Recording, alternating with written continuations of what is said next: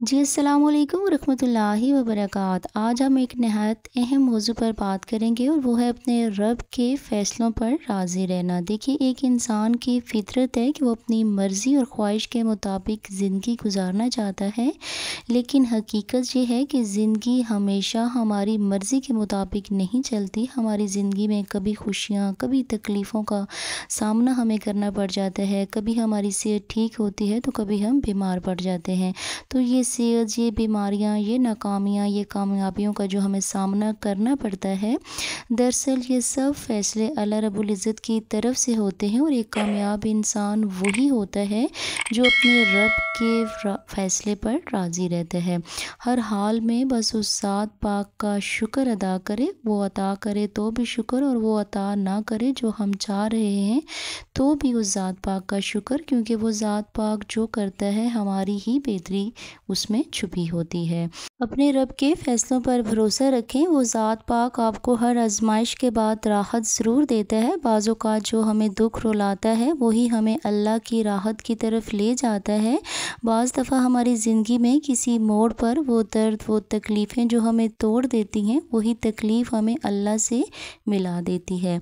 और उस मुश्किल वक़्त में बाज़ लोगों के चेहरे हमें दिखा देती है। बाज़ दफ़ा वो तकलीफ़ें, वो आज़माइशें, वो दर्द हमें ये एहसास दिलाता है कि अल्लाह के सिवा हमारा कोई नहीं, और जब तक अल्लाह ना चाहे दुनिया की कोई ताकत हमारा कुछ नहीं बिगाड़ सकती।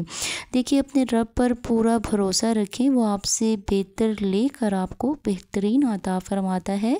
बस हर हाल में हमें उस ज़ात पाक का शुक्र अदा करना है। मुश्किल वक़्त में कभी घबराना या मायूस नहीं होना चाहिए, क्योंकि ये टाइम भी अल्लाह की तरफ से है और इसका अंजाम हमारे हक़ में बेहतर होगा इंशाअल्लाह।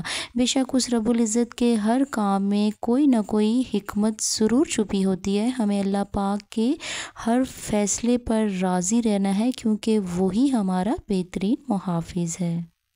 देखिए, अगर एक बारिश की बूंद मीलों का सफ़र तय करके आसमान को चीरती हुई आपके चेहरे तक आ सकती है ना, तो फिर बिल्कुल इसी तरह आपके मुक़द्दर का लिखा हुआ इस दुनिया की आज़माइशों से, मुश्किलात से लड़कर आप तक ज़रूर पहुँचेगा। जो आपके नसीब में लिख दिया गया है वो आपका ही है, और एक ना एक दिन आप तक ज़रूर पहुँचेगा। इस बात को तो आप मानते ही हैं कि दुआएं मुक़द्दर ज़रूर बदल सकती हैं। तो बस हमें चाहिए कि हमसे जितना हो सके अपने रब ताला से दुआएं मांगें, और उस ज़ात पाक पर तवक्कल रखें कि वो मुश्किल के बाद आसानी ज़रूर देता है। बस हमें उस सही वक्त तक सब्र और इंतज़ार करना होता है। देखिए, अल्लाह पाक कुरान पाक में सूरह अल-बकरा में फ़रमाता है कि हो सकता है तुम किसी चीज़ को नापसंद करो, हालांकि वो तुम्हारे लिए बेहतर हो हो सकता है तुम किसी चीज़ को पसंद करो, हालांकि वो तुम्हारे लिए नुकसानदेह हो। तो अल्लाह जानता है, तुम नहीं जानते। ये देखिए, इस आयत में ये सबक हमें मिलता है कि हमारे इल्म की एक हद है, मगर अल्लाह का इल्म कामिल है। जो कुछ वो हमारे लिए तय करता है वही सबसे बेहतर होता है, चाहे बज़ाहिर हमें कड़वा ही क्यों ना लगे। फिर आइए हदीस पाक की रोशनी में जानते हैं कि इसके हवाले से क्या इरशाद फरमाया गया। तो मुस्लिम शरीफ की हदीस पाक में है, आप सल्लल्लाहु अलैहि वसल्लम ने फरमाया, मोमिन का मामला भी अजीब है, इसका हर हाल में खैर ही खैर है। अगर खुशी मिले तो शुक्र करता है और ये इसके हक़ में खैर है, और अगर तकलीफ़ पहुँचे तो सब्र करता है और ये भी इसके लिए खैर है।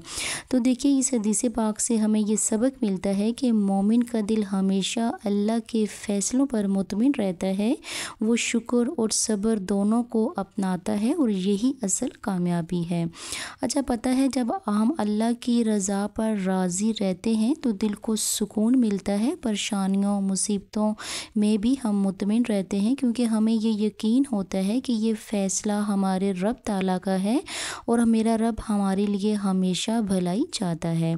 इसीलिए औलिया कहा करते थे कि जिस दिल को अल्लाह की तकदीर पर यकीन हो जाए वो कभी गमगीन नहीं हो सकता। लिहाजा हमें अपनी ज़िंदगी में हर हाल में अल्लाह के फ़ैसलों को तस्लीम करना है और उसके फ़ैसलों पर राज़ी रहना है।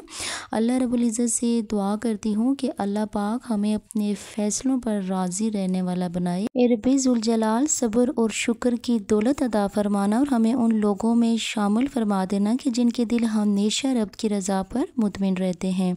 अगर वीडियो अच्छी लगी हो तो ज़रूर अप्रिशिएट कीजिएगा। चैनल पर नए हैं तो चैनल को सब्सक्राइब कर लीजिएगा। इजाज़त दीजिएगा। फ़ी अमानिल्लाह।